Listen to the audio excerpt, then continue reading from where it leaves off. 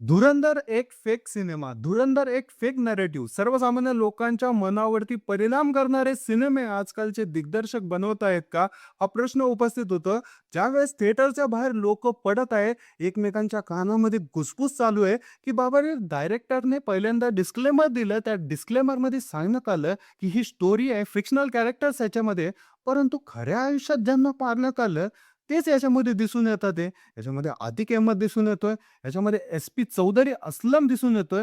ह्याच्यामध्ये जे दहशतवादी मारले होते, मित्रांनो मेजर इक्बालला मारण्यात आलं होतं ते दिसून येतंय आणि हे जे एन्काउंटर झालेले आहेत, या सगळ्या गोष्टी ॲज इट इज आपल्या जीवनामध्ये झालेल्या आहेत. त्या सगळ्या गोष्टी ह्या पिक्चरमध्ये दिसून येतात आहे. मग या दिग्दर्शकाने स्टोरीचं नाव का दिलं? सत्य घटनेवरती आधारित आहे असं का सांगितलं नाही?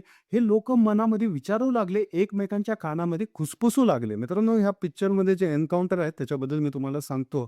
पहिला जो एन्काउंटर आहे तो आतिक अहमदचा घेऊयात, ज्यांना लोकं ओळखतात. हा आतिक अहमद मोठा मेंबर ऑफ पार्लमेंट होता, परंतु दहशतवादी होता मित्रांनो. अक्षरशः यूपीमध्ये त्याची दहशत चालायची. हा पाकिस्तानामध्ये छापलेला डुप्लिकेट पैसा जो आहे तो भारतात आणायचा. नेपाळ मार्गे हा पैसा भारतामध्ये आणला जायचा. उत्तर प्रदेशमध्ये तो आणल्यावरती मित्रांनो आतिक अहमद सगळा हँडल करायचा. पूर्ण भारतामध्ये तो डिस्ट्रिब्यूट करायचा. आपल्या ज्या नोटा आहेत मित्रांनो, त्याची जी केस होती त्या पाकिस्तानातल्या जे गुंड आहेत त्यांच्या हाताला लागली होती आणि हा जो धंदा आहे मित्रांनो ह्यांनी चालू केला होता आणि ह्याच्यामध्ये एवढ्या मोठ्या प्रमाणात जी कॅश येणार होती, ती त्या आतिककडे येणार होती आणि ही खबर जी आहे, ती ऑलरेडी जी आपली एन-आय-ए आहे त्यांना लागली होती आणि याच्यामध्ये त्यामुळं त्याला अटक करण्यात आली. अटक केल्यावरती मेंबर ऑफ पार्लमेंट आहे, पॉवरफुल माणूस आहे. त्याला एन्काउंटरमध्ये तर मारता येणार नाही. परंतु त्याची अचानकच हत्या घडून आली आणि ते पण अननोन लोकांनी त्यांना येऊन मारून टाकलं. ह्याचा जो एन्काउंटर झालेला आहे, जो मेलेला आहे हा, तो कुठल्याही शासकीय लोकांकडनं नाही मेलेला आहे. गँग वॉरमधनं मेल्यावानी मेलेला आहे.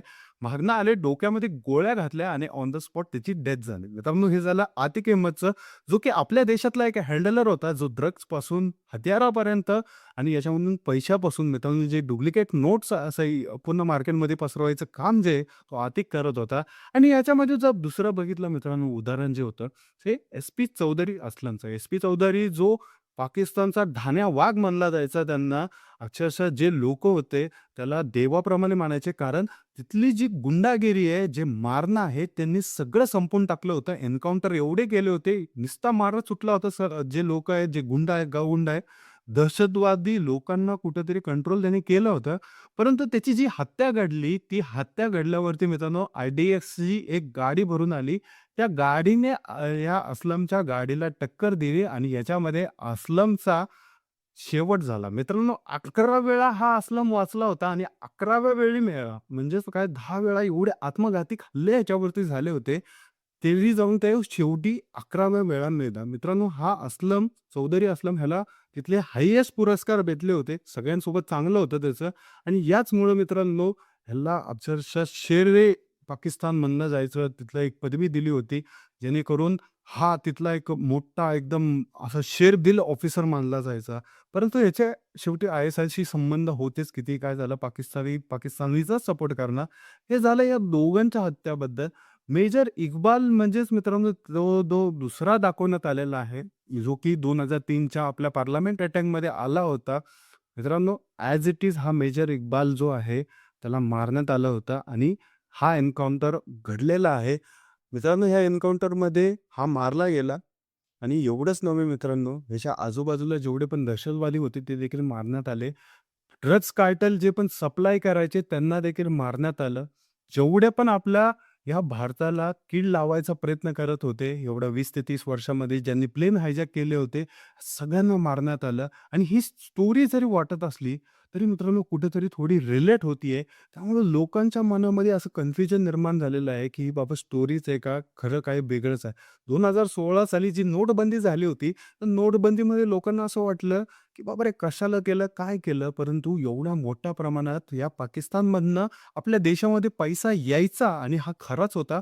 मित्रांनो 2007-8चा जर तुम्ही जो सिनेरिओ आहे तुम्ही लक्षात घेतला तर तुम्हाला समजून येईल, की 2007 ते 8 साली काही-काही शाळांमध्ये, काही-काही कॉलेजेसमध्ये, काही-काही लोकांमध्ये नोट तपासून घ्या असा एक मेसेज पसरायचा.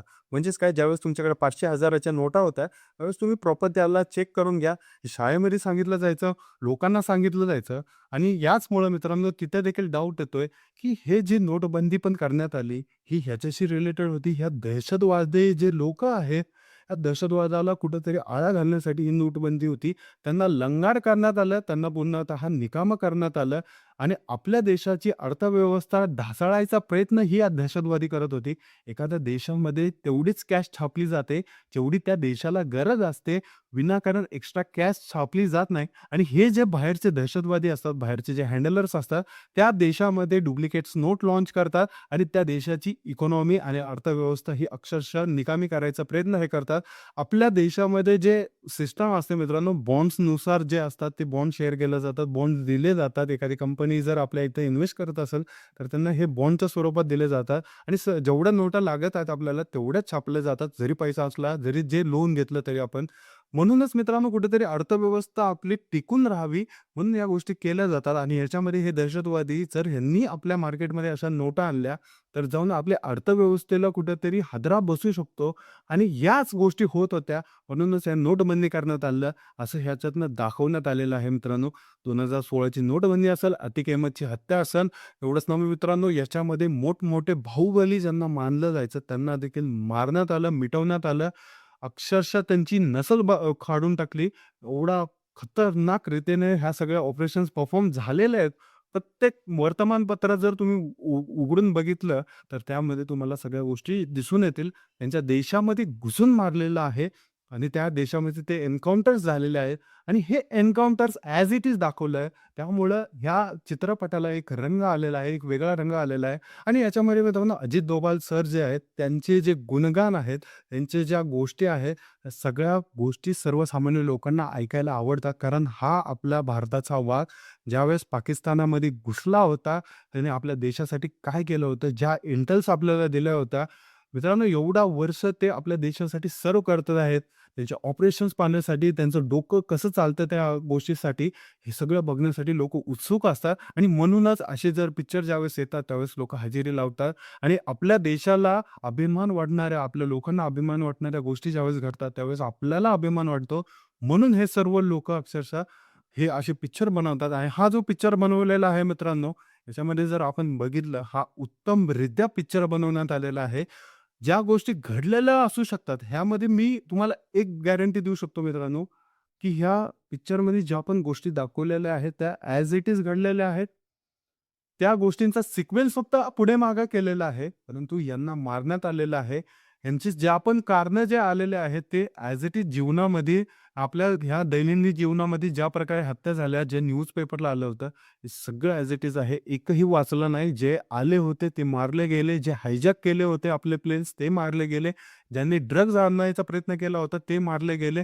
भारतातला असो या भारताच्या बाहेर असो, एवढंच नव्हे उत्तर प्रदेशपासून ते पूर्ण देशामध्ये दहशतवाद मिटवायचं काम या लोकांनी केलं. आपले NIAचे जे प्रमुख आहेत, त्यांनी NSAचे जे प्रमुख आहेत, त्यांनी केलं.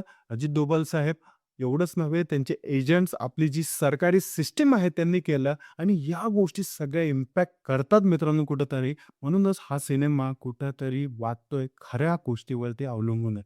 नक्कीच मित्रांनो, तुम्हाला या सिनेमावरती काय वाटतं, की हा फेक प्रोपागेंडा आहे का? कुठल्यातरी पॉलिटिशियनसाठी हा सिनेमा बनवण्यात आलेला आहे का? का फक्त मित्रांनो दाखवायचं म्हणून दाखवलेलं आहे, या अशा गोष्टी घडलेल्या नाहीत. तुम्हाला काय वाटतंय नेमकं हे कमेंट करून या व्हिडिओमध्ये सांगा. भेटूया एका पुढच्या व्हिडिओमध्ये असंच नवीन टॉपिक घेऊ. जय हिंद, जय महाराष्ट्र.